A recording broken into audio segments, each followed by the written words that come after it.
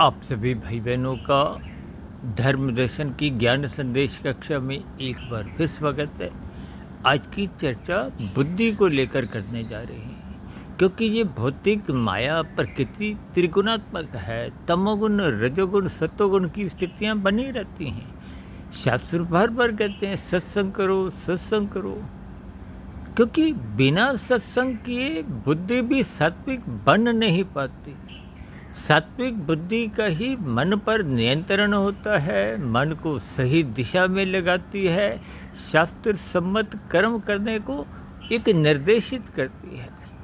अन्यथा सत्संग के अभाव में ये बुद्धि राजसी बन जाती है। राजसी का अभिप्राय बुद्धि की भी विषय भोगों को भोगने की एक रस लेने की, कहते हैं ना, रस बुद्धि बन गई है।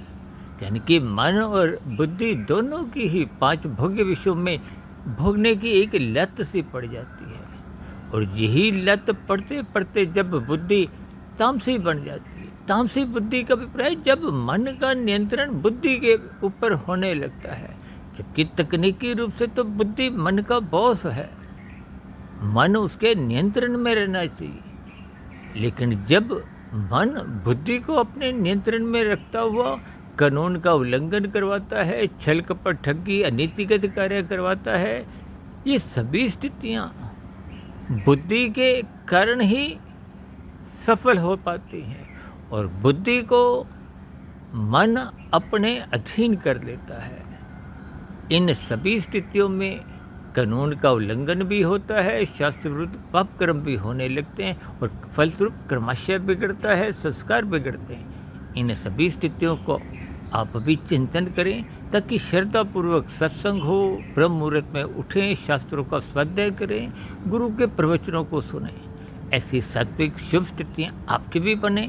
इन्हीं शुभकामनाओं के साथ चर्चा विशेष को यहीं विराम देते हैं। फिर मिलते हैं एक नई चर्चा के साथ। तब तक आप अपने आध्यात्मिक मित्र सुधीर भाटिया फकीर को इजाज़त दें।